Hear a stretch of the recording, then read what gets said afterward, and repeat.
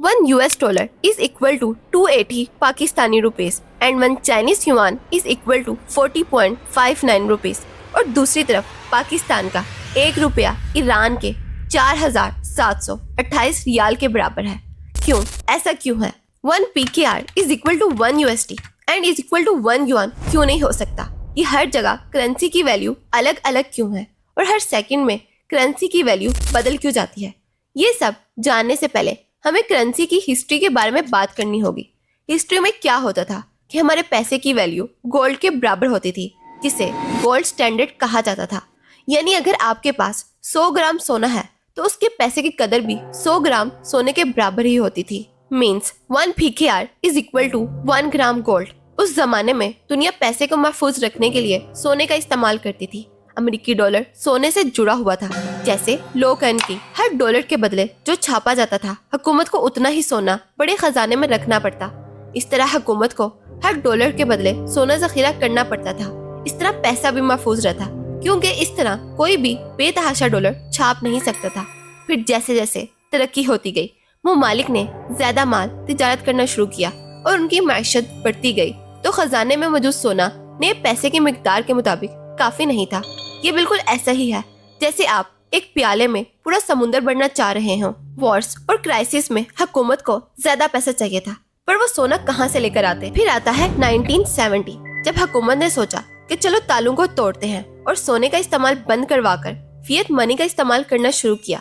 फियत money ऐसा है जैसे कागज पर लिखा हुआ एक वादा, जिसे हुकूमत कीमती कहती है।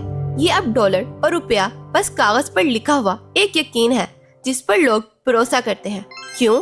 क्योंकि इसकी कदर इसलिए है कि गवर्नमेंट के वादे पर लोग यकीन करते हैं। यही वजह है कि लोग इसे फेक मनी भी कहते हैं, क्योंकि ये सोने से साबित नहीं होता। लेकिन हुकूमत कहती है, अरे यार यकीन करो, ये चलता है। अब हमारा पैसा हुकूमत के वादे पर चलता है। लेकिन हमारा सवाल तो वहीं पर है कि करेंसीज की वैल्यू डिसाइड कौन करता है? तो इसे भी हम लोग ही तय करते हैं। अगर हमें ज्यादा पैसा चाहिए तो हम उसके लिए कम्पीट करेंगे। यानी अगर हमें ज्यादा पैसा चाहिए तो उसकी कीमत भी ऊपर जाएगी, जो कि सच है। अगर कोई नहीं चाहता तो उसकी कीमत गिरेगी। इसे हम टमाटरों से समझते हैं। जैसे टमाटर की कीमत इस बात पर मुनहसिर है कि उसकी डिमांड है या नहीं। अगर टमाटर कम हो और लोग चाहें तो उसकी कीमत बढ़ जाएगी। अमेरिकी डॉलर की कीमत ज्यादा है क्योंकि उसे सब चाहते हैं, और वेनेजुएला के पैसे की कीमत कम है क्योंकि वहाँ के लोग ही अपनी करेंसी का इस्तेमाल करना नहीं चाहते। वहाँ महंगाई की वजह से गवर्नमेंट ने बहुत ज्यादा पैसा छापना शुरू कर दिया था, जिसकी वजह से उनकी करेंसी की कीमत कम हो गई। लोगों का भरोसा उसकी करेंसी पर से खत्म हो गया, क्योंकि अगर उन्हें एक ब्रेड भी खरीदना होता तो उसके लिए उन्हें पैसों के बैग भर भर कर लेकर जाने पड़ते। अगर देखा जाए तो यही कंडीशन पाकिस्तान भी फेस कर रहा है। पाकिस्तान के रुपए की कीमत इस बात पर मुनहसिर है कि लोग उसे कितना चाहते हैं और उसकी सप्लाई कितनी है। अगर पाकिस्तान की मुआशत मजबूत होगी तो रुपया भी मजबूत होगा। यहाँ पर भी रोजमर्रा की डेली आइटम्स एक्सपेंसिव होती जा रही हैं और पैसे की वैल्यू गिरती जा रही है। आटा, चीनी, घी, पेट्रोल, इलेक्ट्रिसिटी बिल, किराया, ट्रांसपोर्ट, हर चीज की प्राइस बढ़ती जा रही है और सैलरी सेम की सेम है, लेकिन लोगों के एक्सपेंसेस बढ़ते जा रहे हैं और लाइफ यहाँ पर मुश्किल से मुश्किल होती जा रही है। Why is this happening? क्योंकि पाकिस्तान एक्सपोर्ट की बजाय इंपोर्ट ज्यादा करता है। वो दूसरे ममालिक से ज्यादा चीजें खरीदता है। फ्यूल की प्राइसेस रोज बरोज इंक्रीज होती जा रही हैं। टैक्सेस, इकोनॉमिक पॉलिसीज बढ़ती जा रही हैं। पहले आप ग्रोसरी के लिए जाते थे तो 5,000 में पूरी हो जाती थी, पर अब तो आधी भी मुश्किल से होती है। फॉरेन इन्वेस्टमेंट ये भी करेंसी की वैल्यू पर काफी असरअंदाज करती है। अगर हम चाइना की बात करें तो 1970 से पहले वो बिल्कुल एक खामोश गांव की तरह था, लेकिन 1970 के बाद ऐसा कुछ हुआ कि आज वो एक तरक्की याफ्ता मुल्क बन चुका है। असल में वह कुछ यूं था कि 1970 के आखिर में चाइना ने अपनी मार्केट फॉरेन इन्वेस्टर्स के लिए खोल दी, जिसे बहुत सारी गैर मुल्की कंपनियों ने चाइना में आकर कारोबार करना शुरू कर दिए। और इन कंपनियों को चाइना में अपनी इंडस्ट्रीज, फैक्ट्रियां लगाने के लिए चाइनी करेंसी यानी युआन की जरूरत थी, जिसे उन्हें पहले अपनी करेंसी को युआन में कन्वर्ट करना पड़ता। फिर उसे वो जमीनें खरीदते, फैक्ट्रियां बनाते और मुलाजमों को तनख्वाहें देते। चूंकि बहुत सारी गैर मुल्की कंपनियों को युआन की जरूरत थी, इसलिए मार्केट में युआन की मांग बढ़ गई, जिससे चाइना की करेंसी यानी युआन मजबूत हुआ और चाइना को बहुत सारा पैसा मिला। इसी वजह से तकरीबन हर मुल्क ही फॉरेन इन्वेस्टर्स को अपनी तरफ खींचने की कोशिश करते हैं ताकि उनके मुल्क में भी पैसा आ सके। ये सब पाकिस्तान में भी मुमकिन हो सकता है, लेकिन इसके लिए गवर्नमेंट को पहले पॉलिसियों को मुस्तहकम करना पड़ेगा, कानून की हुक्मरानी को मजबूत बनाना पड़ेगा और इंफ्रास्ट्रक्चर को बेहतर करना पड़ेगा ताकि पाकिस्तान भी फॉरेन इन्वेस्टर्स के लिए एक बेहतरीन मुकाम बन सके। CPECB उसी की एक एग्जाम्पल है जो चाइना और पाकिस्तान के दरमियान में है। इससे पाकिस्तान में मुलाजमतों के मौके बढ़ सकते हैं, रोड्स और बंदरगाहें बन रही हैं और एनर्जी की कमी दूर हो सकती है। इंटरेस्ट रेट सूद की शरह कर्ज लेने की कीमत होती है जो परसेंटेज से जाहिर की जाती है।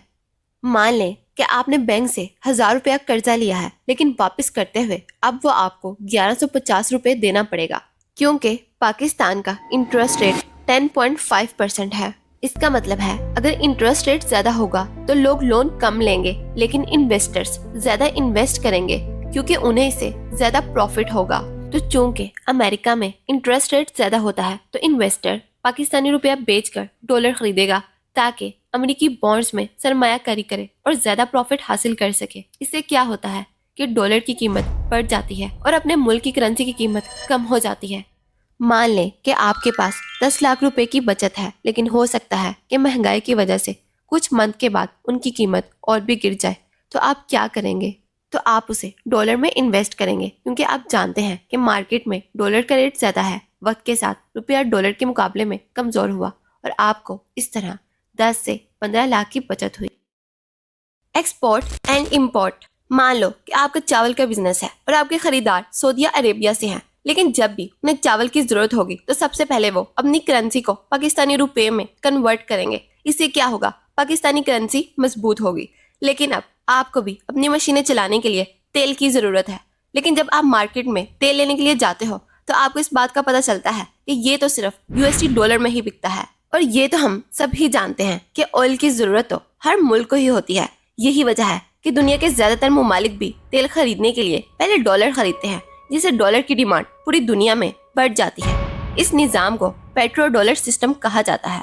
यही वजह है कि डॉलर दुनिया की सबसे ज्यादा मजबूत करेंसी बन गया है। Fixed value कॉपिंग someone else stable money, जिसे पेक कहा जाता है। करेंसी की वैल्यू को फिक्स रखने के लिए कुछ ममालिक इस ट्रिक का इस्तेमाल करते हैं, यानी कोई मुल्क अपनी करेंसी को स्टेबल और स्ट्रॉन्ग बनाने के लिए किसी पावरफुल कंट्री के साथ पैक कर देता है, जिसके एग्जाम्पल है ब्रुनेई, जो साउथ एशिया का छोटा लेकिन ऑयल रिच सल्तनत होने की वजह से एक अमीर मुल्क है। उसने अपनी करेंसी को सिंगापुर की करेंसी के साथ स्टेबल किया हुआ है। Means 1 Brunei is equal to 1 Singapore dollar, यानी सिंगापुर वाले लोग ब्रुनेई की करेंसी और ब्रुनेई वाले सिंगापुर की करेंसी का इस्तेमाल कर सकते हैं। दूसरी मिसाल बिलीज की है, जिसने अपनी करेंसी को अमेरिकी डॉलर के साथ बांध दिया है, जहां 2 Belize dollar is equal to 1 USD dollar है। मुल्क ये इसलिए करते हैं ताकि उनकी करेंसी की वैल्यू स्टेबल रहे, कीमतें बार बार ना बदलें और बिजनेस करना आसान हो। लेकिन इसका नुकसान भी है, यानी अगर अब सिंगापुर या US में हालात खराब होते हैं तो महंगाई दोनों मुल्कों में होगी। हो सकता है मेरी तरह आपके जहन में भी ये सवाल चल रहा हो कि पाकिस्तान भी इस पैक का इस्तेमाल क्यों नहीं कर लेता, पाकिस्तानी रुपए को US डॉलर के साथ पैक क्यों नहीं किया जा सकता। तो इसकी वजह ये है कि स्टेट बैंक के पास पहले तो ढेर सारा डॉलर होना चाहिए, ताकि जब भी लोग बैंक को रुपए बेचे तो हुकूमत अपने डॉलर से वो रुपए वापस खरीद भी सके, और पाकिस्तान के पास इतना डॉलर नहीं है। और दूसरी वजह IMF है। IMF की शर्त के मुताबिक रुपए की कीमत सिर्फ मार्केट ही डिसाइड कर सकती है। एक और सवाल, क्या पूरी दुनिया में एक ही करेंसी इस्तेमाल नहीं हो सकती क्या? मान लो कि वर्ल्ड डॉलर के नाम से एक करेंसी बनती है और उसे पूरी दुनिया इस्तेमाल करने लगती है। ये सुनने में तो बहुत ही अच्छा है, ना एक्सचेंज रेट का झंझट और ना कन्वर्ट करने की टेंशन, लेकिन हकीकत में ये बहुत ही मुश्किल है। मिसाल के तौर पर यूरोप के कई ममालिक एक ही करेंसी का इस्तेमाल करते हैं, यानी यूरो का, जिससे सफर और तिजारत आसान हो जाती है। लेकिन उसके साथ एक और मसला भी है, जब कोई मुल्क यूरो इस्तेमाल करता है तो अपनी मॉनेटरी पॉलिसी का कंट्रोल खो देता है। इसका मतलब ये है कि वो मुल्क अपनी मर्जी से इंटरेस्ट रेट को कंट्रोल नहीं कर सकता। मिसाल के तौर पर जब ग्रीस में फाइनेंशियल क्राइसिस आया तो उसका असर दूसरों यूरो इस्तेमाल करने वाले ममालिक पर भी पड़ा, क्योंकि सब एक ही करेंसी में बंधे हुए थे। रिजल्ट्स, हर मुल्क की इकोनॉमी, मिसाइल और जरूरियात मुख्तलिफ होती हैं, और सबसे बड़ी बात, मुल्क अपनी मनी को कंट्रोल नहीं कर सकता। اس لیے دنیا میں ایک ہی کرنسی ہونا آسان نہیں بلکہ رسکی ہے، کیونکہ ایک ملک کی غلطی سب کو مہنگی پڑ سکتی ہے۔ ایک آخری سوال، کیا ہر ملک پاکستان کی طرح اپنی کرنسی کو اسٹرانگ بنانا چاہتا ہے؟ نو، وائی؟ کیونکہ ہر ملک کی ضروریات مختلف ہوتی ہیں۔ مثال کے طور پر پاکستان چیزیں زیادہ امپورٹ کرتا ہے، تو اس لیے پاکستان کو اسٹرانگ کرنسی چاہیے تاکہ چیزیں سستی ملیں۔ لیکن چائنا جیسے ممالک جو زیادہ ایکسپورٹ کرتے ہیں وہ ویک کرنسی چاہتے ہیں تاکہ ان کی پروڈکٹس دنیا میں سستی لگے۔ اسے کہتے ہیں کرنسی ڈی ویلیویشن۔